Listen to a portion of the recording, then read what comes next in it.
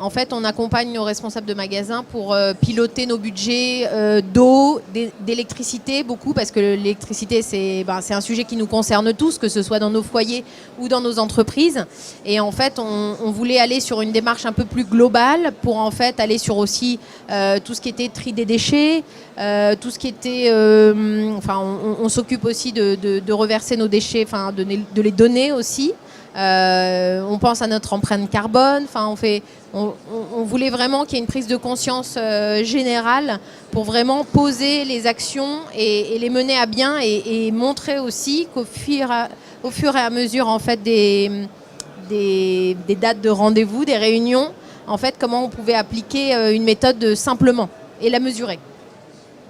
Alors on commence la semaine prochaine, donc c'est encore très nouveau pour nous. On va faire du présentiel en premier, donc rythmé à une séance par mois en présentiel, et après en distanciel pour faire des ateliers. En fait, l'idée, c'était de faire des ateliers de courte durée. C'est la volonté qu'on a eue. C'était de prendre les collaborateurs peu de temps à chaque session. Et donc, on s'est dit aussi pour minimiser le budget, on fait un mix entre du présentiel et du distanciel pour pouvoir faire en sorte qu'ils puissent le faire aussi au sein de l'établissement.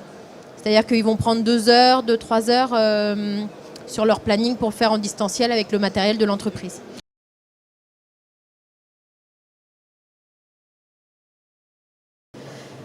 Maintenant, j'estime que quand on veut du changement, il faut aussi faire l'effort ça ne peut pas arriver, ça n'arrive pas simplement. Il faut prendre du temps aussi, c'est ça. Et les dirigeants, ils n'ont pas toujours le temps, donc il faut quand même le prendre parce qu'au fond, ce temps, on a le sentiment qu'il est peut-être un peu perdu, mais en réalité, non, c'est de l'investissement. Il est pas perdu du tout. Et du financement aussi, d'ailleurs. Ah non, mais pour moi, ça n'a pas été au contraire une perte, ça a été aussi un moment où je me suis obligée à me poser en fait avec mes collaborateurs, avec aussi l'entreprise. Alors on avait sélectionné 3 entreprises pour faire les devis de PCRH.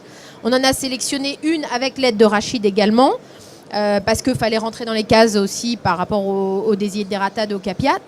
Et finalement, on est tombé sur quelqu'un d'exceptionnel qui a vraiment super bien compris l'entreprise, qui a su aussi aborder des sujets sensibles tout en étant diplomate, parce que un dirigeant, certaines fois, il n'a pas forcément envie d'être mis en question parce que c'est le chef d'orchestre et venir remettre en question le chef d'orchestre. Oui, c'est difficile de lui dire là, ça va pas. Il faut avoir du doigté, on va dire. Il l'a dit. La diplomatie. Il l'a dit et c'était très intéressant parce que, en fait, moi, je dis toujours aux collaborateurs, je suis au service de l'entreprise et c'est pas l'entreprise qui est à mon service. Donc, en fait, c'était à moi de pivoter, c'était à moi de mener des actions pour faire en sorte que au niveau du management, au niveau de la marque employeur, au niveau du bien-être du salarié, il y ait des évolutions et que même la voix des salariés, parce que l'auditeur a pu aussi échanger avec les salariés pour avoir leur avis sur l'entreprise, sur moi, sur comment elle fonctionne, son fonctionnement. Et en fait, il y a eu des remontées d'informations qui ne seraient pas venues naturellement envers moi, mais qui ont été faites par un biais détourné, où quand on m'a rapporté les propos, c'était super intéressant. Parce que j'ai pris conscience de choses en me disant ça c'est important pour les salariés et ça c'est pas plus important, ou ça il faudrait que je change ça. Et là vous ouvrez une porte, c'est magique en fait. C'est bien effectivement de le voir comme ça, parce que ça aurait pu aussi parfois dire voilà, effectivement on regarde, on pointe peut-être des erreurs ou des choses, et en fait ça vous permet de réajuster la trajectoire en fait. Mais en fait il faut aussi prendre conscience que c'est des choses qui ne changent pas en une semaine. C'est un changement profond de l'entreprise qu'on opère pendant plusieurs années, parce qu'il nous donne une feuille de route et moi je l'explique à mon assistante RH, je lui dis voilà, Laurent il nous a donné une feuille de route. On a 3 ans de travail. On ne va pas empiler les sujets, on va y aller au fil de l'eau, on a un plan. Et voilà. Après, il faut tenir le cap, il faut maintenir. Mais c'est très, très bénéfique. Donc ça vous a beaucoup aidé, par exemple, en termes de recrutement. Ça a été vraiment positif. Bien sûr. On a abordé des sujets qui étaient... aussi bien l'onboarding, parce que c'est pour ça qu'on l'avait pris, en lui disant voilà, nous aujourd'hui on estime qu'on pourrait être meilleur sur le recrutement. Il nous a aidé sur le recrutement, mais il nous a aussi aidé sur le offboarding, en disant aujourd'hui c'est pas un gros mot d'avoir un collaborateur qui parte, parce que aujourd'hui la durée de vie d'un collaborateur elle est plus restreinte qu'avant. Et comment on fait pour accompagner le départ d'un salarié, pour que ça se passe bien, pour qu'il soit heureux, voilà, qu'il soit reconnu aussi en tant que tel, même s'il part. Et tout ça, c'est des choses auxquelles, vous m'auriez dit ça il y a quelques années, j'aurais pas forcément mis ça dans la checklist de dire faut travailler sa marque employeur sur du offboarding. Bon, voilà. Donc il a su mettre le doigt à un endroit où finalement c'est un gain pour les deux parties finalement, quand vous savez l'accompagner. Et alors vous allez travailler avec un gros faiseur qui est Axis. Oui, racontez-nous alors comment ça s'est passé justement cette décision. Alors à l'initiative de Rachid, en fait, quand j'ai fait les devis pour les PCRH, on a sollicité Axis sur un des trois devis qu'on devait faire.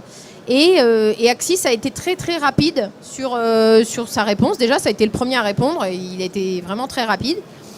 Et finalement, j'ai pris le temps de questionner en fait les trois faiseurs. Et c'est vrai qu'Axis me semblait être l'interlocuteur qui se prêtait le plus à m'aider dans mon parcours d'entrepreneur et par rapport au métier que je faisais et aux problématiques qu'on rencontrait de recrutement.